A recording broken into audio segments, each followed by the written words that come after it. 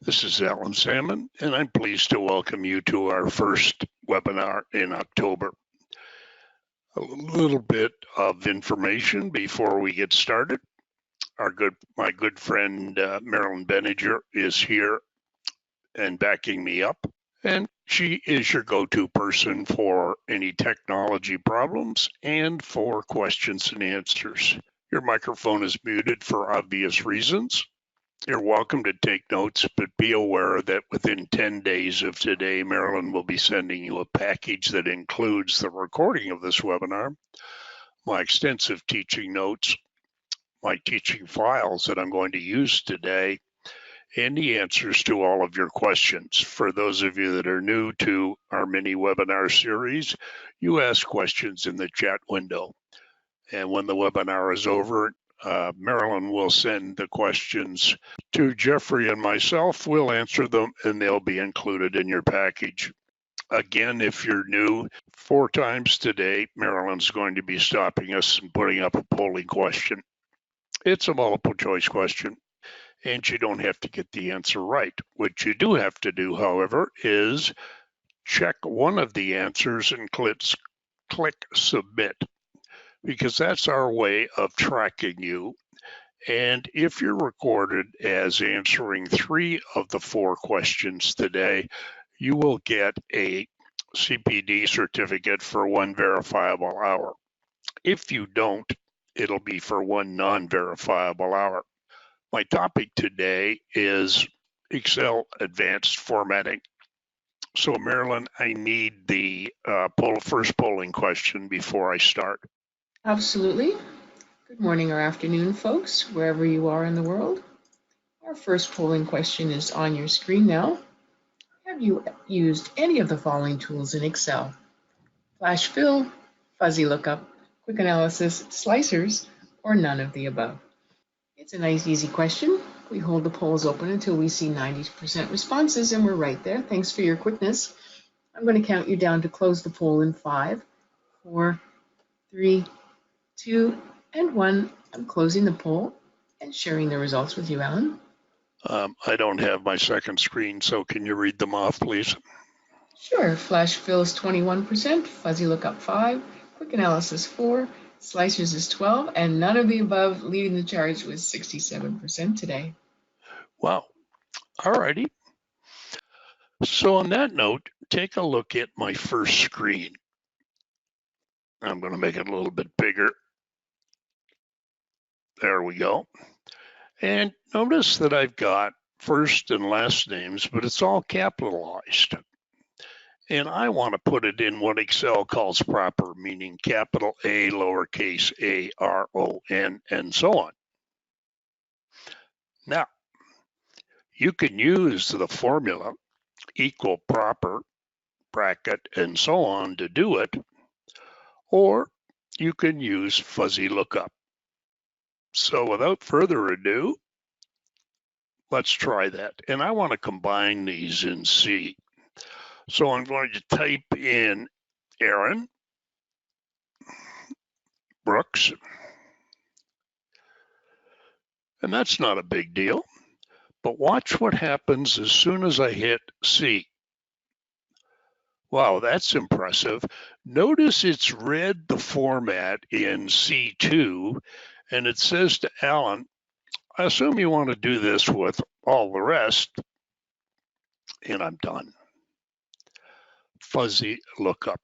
So let's do this again. 604-555-7250. 250, and there it is. The same thing in here. If I just want Vancouver,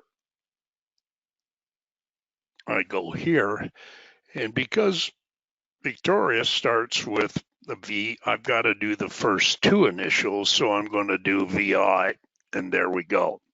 And what's interesting is when I click on here, notice Sault Ste. Marie.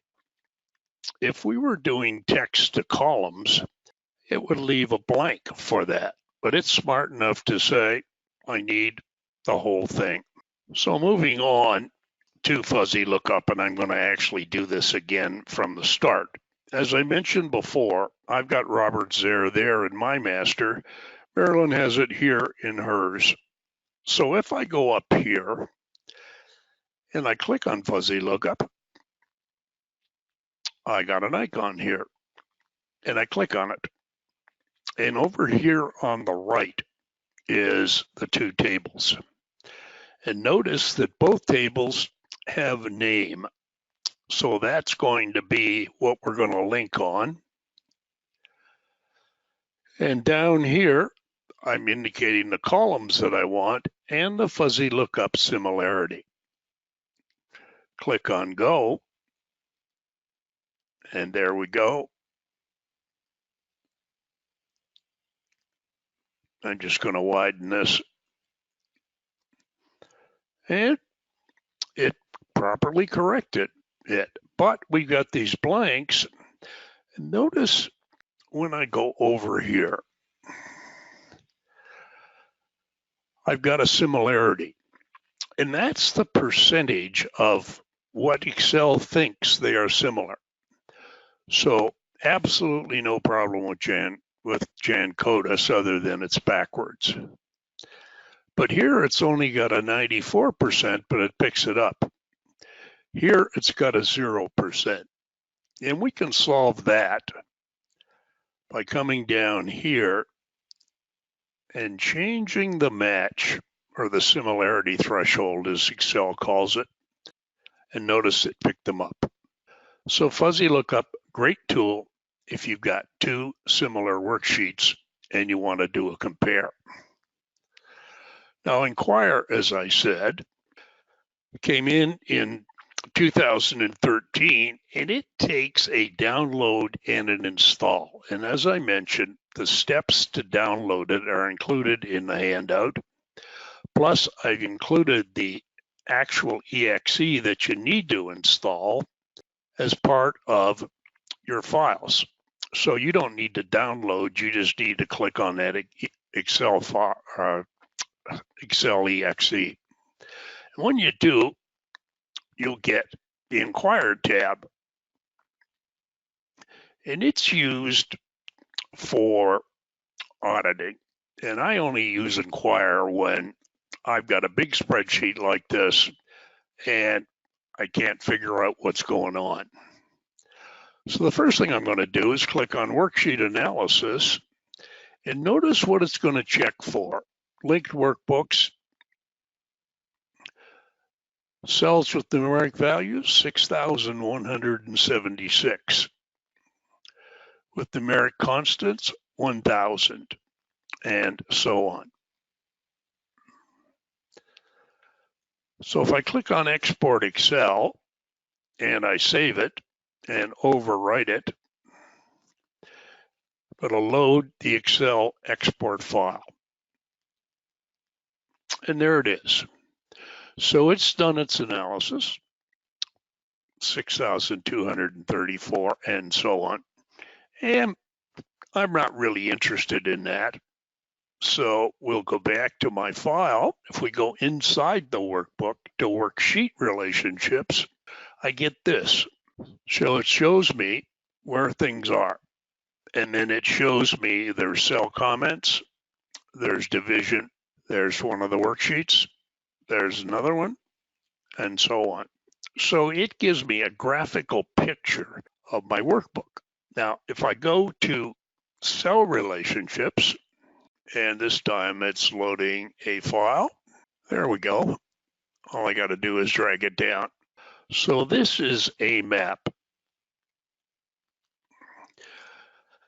Here's cell B23. It feeds into K44, J44, I44, and so on. Feeds into E44, and then all of these files feed back. So in a complicated spreadsheet and with advanced work, this is my court of last resort. Now, there's a couple of other things that you can do here. You can compare files if you have two files. It's very similar to where we were with fuzzy lookups. And what does clean Excel's cell formatting do? Well, it looks at blank cells that are taking up memory, and it cleans up your file. And if you've got a large file that's loading slowly, I would recommend that you go here. And then workbook passwords, if I click here, it'll show me any passwords inside the file, not the password to access it. So Inquire, good tool. And then another one that we've had since 2007 is quick analysis. And what does that mean? Well, if I highlight the entire table, and it must be a table, so formatted as a table, notice down here I get this box, click analysis. And I got a bunch of things that I can do with it. If I click on the formatting tab, I can have charts, icon sets, greater than, top 10%. If I go to charts, if I go to totals, sum, average, tables, create a table. And spark lines are little charts within a table. So it could be a line, column, and so on. So basically, if I have a table and I select the table, I can do some fairly fancy formatting, really easy. Now, slicers are an interesting tool, and they work in a table and in a pivot table. And you all know that I can click here and do what I want here. Slicers is just an elegant way of doing those searches. And here's how it works. I'm inside the table. I go to insert, and I go way over here to slicers. And what Excel does is it automatically reads all of the columns. And I'm going to click on industry and service line. I want to create a slicer for each of those. And there we go. So let's move these up here so we can see them. So watch the table when I click on cloud services, technology services, virtualization services, and if I want to clear it, there we go. Aerospace and defense, air transport. Now, if I want to select two, let's assume I want aerospace and banking and capital, it's just the control key. Now, how do I get that? Well, it's pretty easy because when I am working in a slicer, I've got a new tab. So we'll go here and yeah, let's do that. And then we'll go here and let's do that. So that's how easy it is to create a slicer. And remember, all that's doing is replacing what I can do here. And then while we're interpreting data, let's go here. And what you're looking at here is some conditional formatting, indicating a certain thing, and I'll come back to that because I want to start with this worksheet right here. And it's a table, doesn't have to be. And I go to conditional formatting. And I'm going to highlight the cell rules.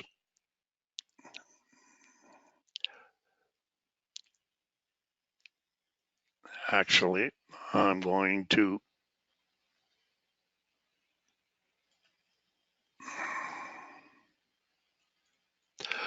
there we go.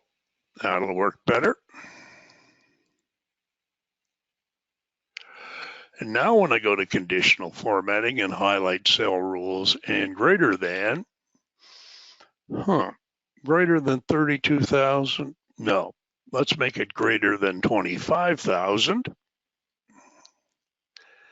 And I don't like light red fill with dark red text, so we'll go green fill.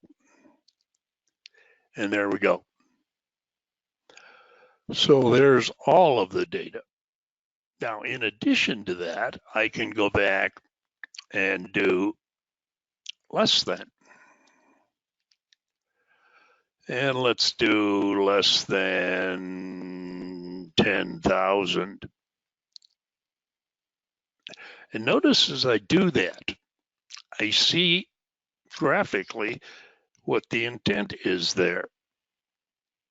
That's too big, so let's try 8,000. There we go. And that one will do red. Now, there are times when I want to highlight the whole row, and that's what I've done here.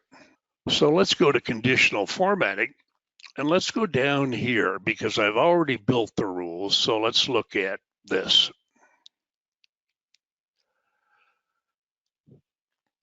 And let's edit the rule. So notice I've used a formula to determine which cells to format. Format the values where this formula is true. D6 is greater than 15%. Click on OK, click on OK. Greater than, greater than, greater than. I can do it with two conditions. And we'll do the same thing. Let's go to conditional formatting, highlight cell rules,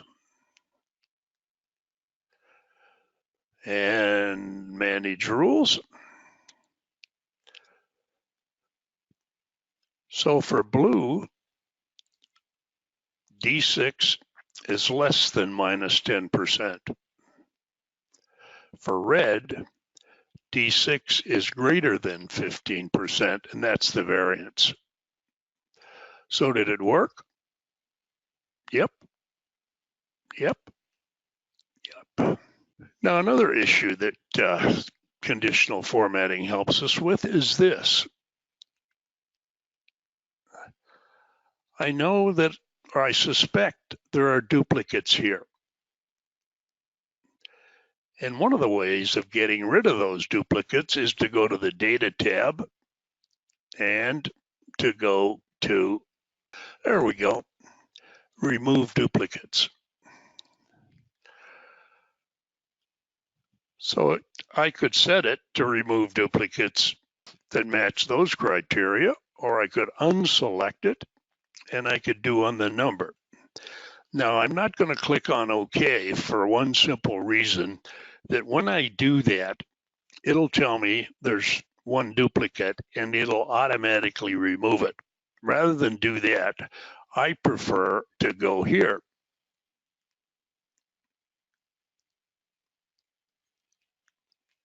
There we go. And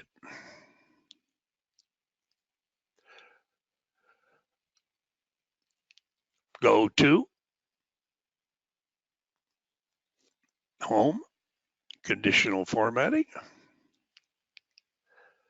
highlight cell rules, duplicate values, and click on OK. And you notice that we've got 3 duplicate values.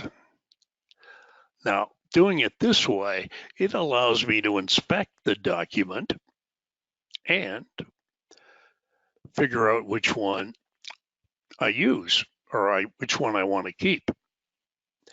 And Marilyn and I do this. We're currently launching the 27th year of the Accounting Technology Seminar Series in Moncton tomorrow. And we've done marketing every month. And you people get irritated if you've already registered, and we keep sending you stuff. So we'll eliminate from our master list all of you who have registered. Classic example. And then for my funnel, take a look at this. So I've got July, August, September. but those are not text, those are dynamic. So I want the report ending September 30th, 2019. So notice I've used equal end of month, H4, comma, 0. Well, H4 is the date that I want to start. So that one creates September. Notice this one, end of month -1, end of month -2. So let's change this to December 31, 2019, and watch what happens.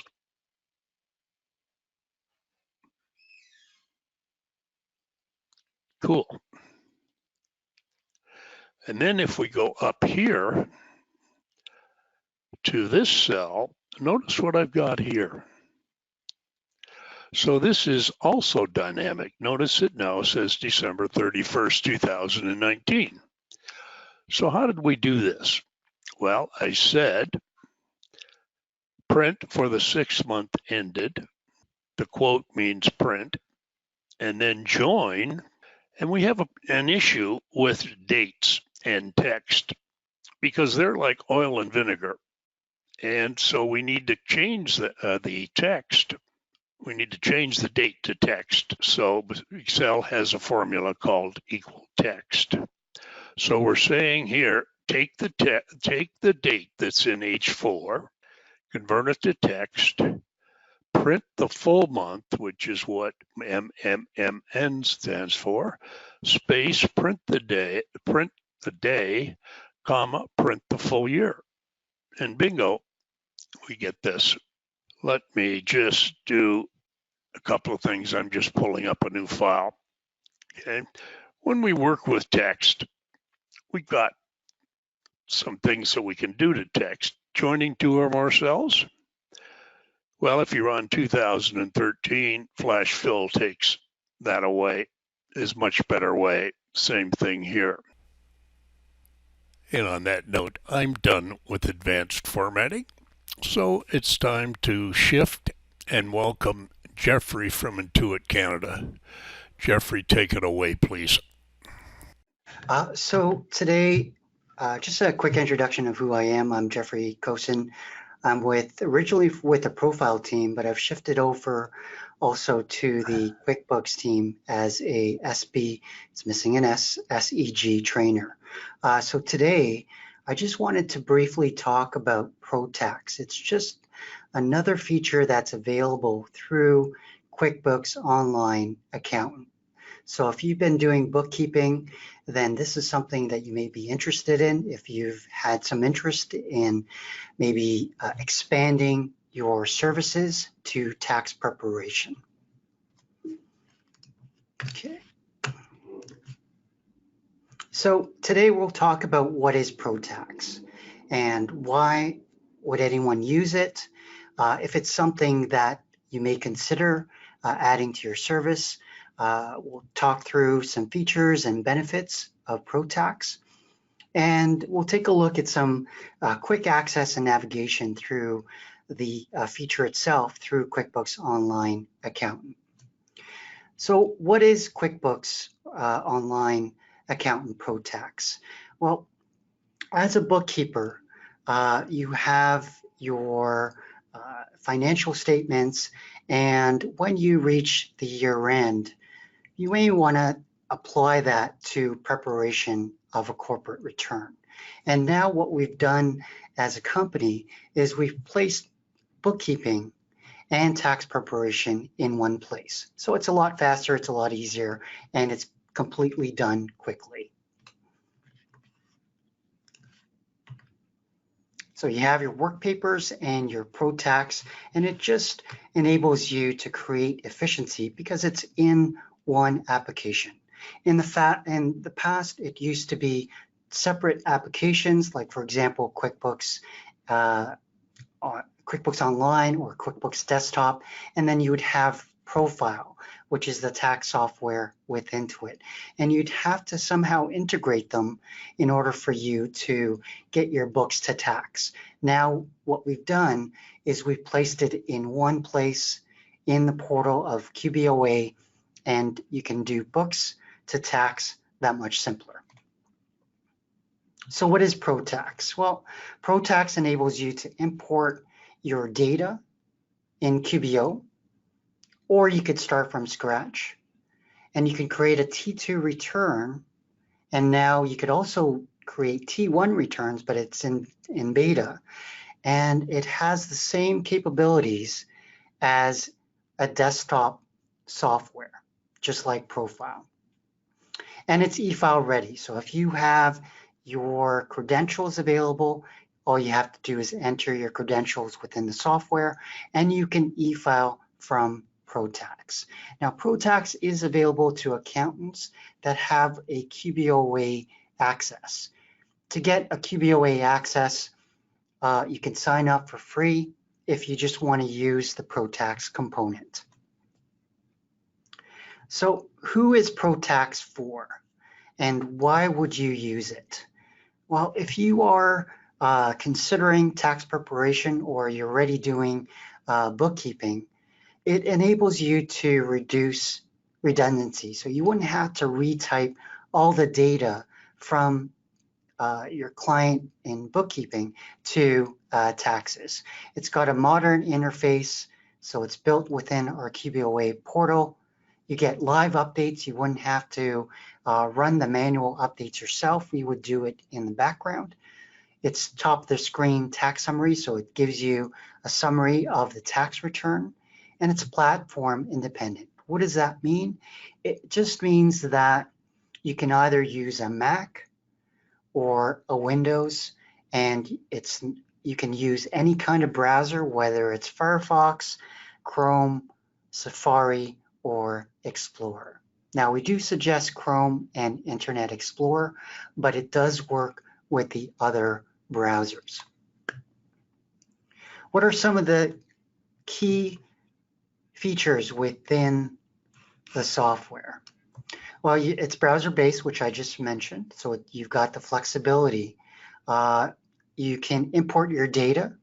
So if you have your Giphy file from any other software like Caseware or any other bookkeeping software aside from QuickBooks, you can import your Giphy right into ProTax, and there's a functionality for that. All you'd have to know is just where you've exported your Giphy, and there's some steps within ProTax that you can take, and you'll be able to pull your Giphy and import it right into the tax software, ProTax. And it's e-file ready. So you just, like I mentioned, you just need your credentials and you can go from there and e-file.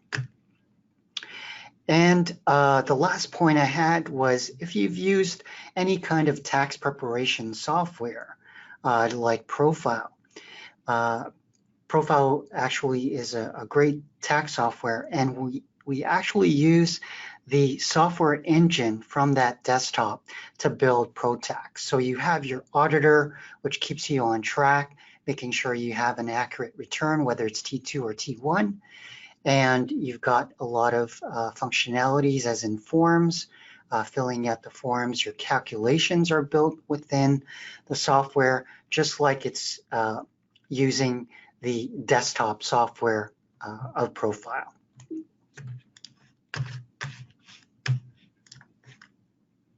So let's take a look at access and navigation and give you a quick demo of what ProTax looks like. So I'm going to open up my account here. Maybe it's a good time to ask that first question before I get into the access and navigation. Yeah, you read my mind, Jeffrey. Awesome. Fantastic. Thank you, Mary. All right, folks. We have a nice quick question. I'd like to know who's on the call today. Do you see the value of using, oh, I think I've asked the wrong question. Boy, we're having troubles today. Do you see the value of using ProTax within QuickBooks Online? let's get some answers there. And I might actually do the next one as well, so we get some Sure. visibility to who's on the call. Sounds good. All right, folks, I'm going to count you down from 5, 4, 3, 2, and 1. Thanks for your votes. And some folks are not doing taxes yet, or maybe not using Sure. QuickBooks Online, but that's all right. I'm just going to ask the first poll question that you put here, just so we get a sense of who's on the call.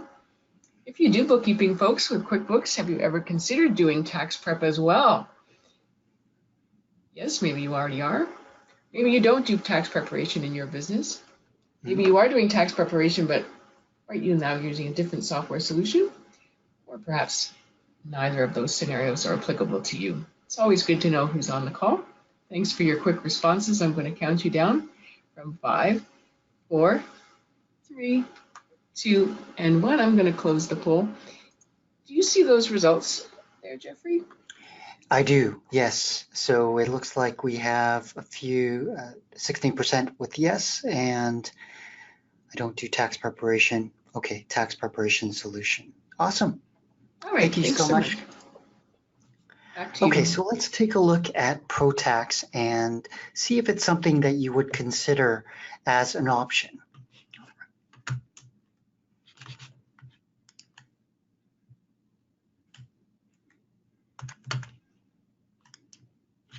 Okay, let's find the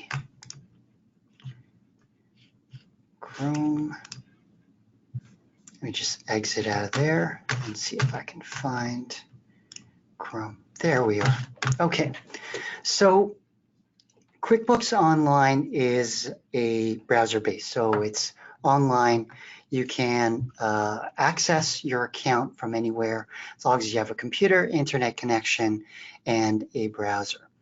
So I'm going to access my account here. I'm going to sign in, and this is my QBOA account, sample account, of course. And if you sign up for QBOA, then you'll have access to this feature called ProTax. It's under your practice, and all you have to do is just scroll down and you can see ProTax. ProTax enables you to work with either T2 corporate returns or T1. Okay, most of us, if you're doing bookkeeping, you'd probably consider T2, but if you're working with self-employment, then T1 may be something that you may consider. Okay, now what does this enable you to do? Well, it enables you to create T2 corporate returns, whether you're using the data from QuickBooks or you're importing the Giphy from another another bookkeeping software, or you could start from scratch. Okay, you can also do that with T1s. And what does it? What can you do with it? So create returns, of course. You can e-file a return, and all you have to do is just set your settings here with an e-file number and password. Okay. Now, QuickBooks Online Accountant is a free account. All you have to do is just sign up, and you'll have access to this ProTax. The software itself keeps you organized. There's a few options where you can do searches. You can go as far back as 2015, tax T2 corporate return. For T1s, I believe it's just current. Okay. If you're importing data within a return, there's an option to import. Okay. This is just a sample of what the return looks like. You fill in the general information. The forms are available here, and if you're looking for new forms, you could always add in new forms into the return if it's applicable to that return. Okay, like I mentioned, we have the auditor that's built in. It's the same auditor engine that was built within our desktop, so it's just to keep you on track and make sure that you have an accurate return. Okay. You can import your work papers You can import a Giphy. So if you've exported your Giphy, you can import it right into ProTax. And you can also export the return. If you're using Profile, then you can export the return into Profile. Now down the road, we are creating, according to our demand, we are reversing that. And so if you've been working with Profile, we have a carry forward feature, which brings the profile file or profile return into ProTax. Okay. Just go back.